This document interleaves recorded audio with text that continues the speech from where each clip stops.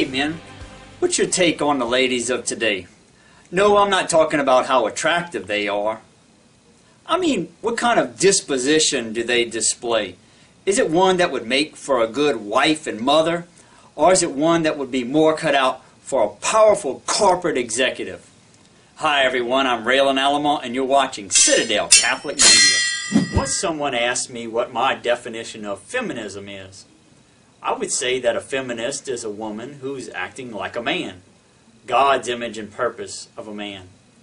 A woman growing up in today's culture has been aggressively driven to get into a career as early as their grade school years. Rarely will you ever see a little girl who will aspire to being a wife and mother. They are indoctrinated with this during all of their waking hours while at school, from programming received from television and from their very own career-driven mothers. My image of today's woman at the young adult stage is one that is focused, driven, and ready to take on the world all alone. A good friend of mine was doing some recruiting at a local university. He pointed out that there was an extremely obvious stark contrast between the female and male students. The co-eds were articulate, self-assured, and confident in their expression of themselves, where the guys were slouching, mumbling, and timid. Later on in life, the lady starts having kids, so she's juggling family and work, often stressed out and confused, and really doesn't know where her real place lies. So after she has a couple of kids, she'll get sterilized, becomes bitter and angry, often gets divorced, and is firmly entrenched in a rewarding career. Personally, I do not believe this is God's vision for woman. God originally intended for us to live in a perfect natural paradise, and Adam and Eve did for a while. But out of His justice, and due to our rejection of His love and goodness, and because of our desire for the forbidden, there have been consequences. Those consequences for the woman are to bear children in pain, and for the men, it is to work by the sweat of his brow to provide for them.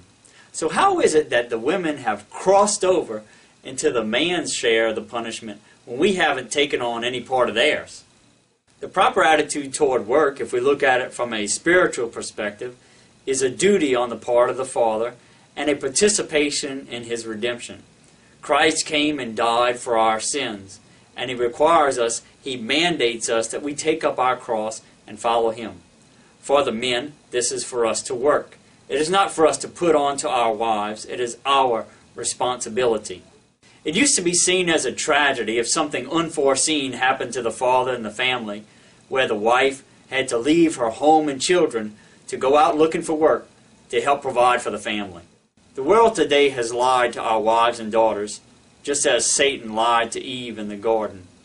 It is up to us men to protect our wives and daughters and to open their eyes to these lies in order to protect them from the traps that are laid out there for them so that they don't end up like the ladies described above. It is so easy for us to go the way of the world and to allow our wives to take up our responsibilities. Our world is actually structured in order for this to happen. So we cannot go against this current unless we have firm and strong convictions. We have to see the traps laid out there before us and be prepared to take them on. Early on in our marriage, we lived on very meager means. But we had made the commitment that my wife would stay home and mother our children. We had a child on the way a month after we were married, and we still had a semester left of school. We both graduated, and I went to work immediately. My wife never sought work outside the home. Many of our friends were doing much better than we were financially at the time. But we see them today, and they have broken lives, broken hearts, and suffering kids. To do this, we have to be willing to be different. We have to be able to convince our kids of the importance of living this way, especially when they get to the point of having to make these decisions for themselves. Often I will hear a parent say, well, it was our decision for the mom to stay home and take care of the kids, but that may not be their decision. We want to prepare our daughters in case they would need a backup plan. This is telling our daughters that they need to prepare to fail. If God really intended for the mother to stay home and take care of her kids, then they shouldn't need a backup plan.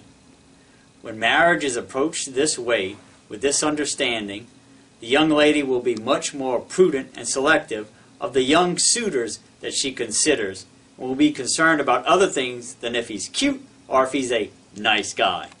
It's a tough world out there. Some call it pagan, others barbaric. Strong men are needed to come forward to proclaim the good news to the end of the earth of the Holy Roman Catholic Church. Next time we'll talk about men as apostles here on Husbands Love Your Wives at Citadel Catholic Media. Come back and see us. God bless you.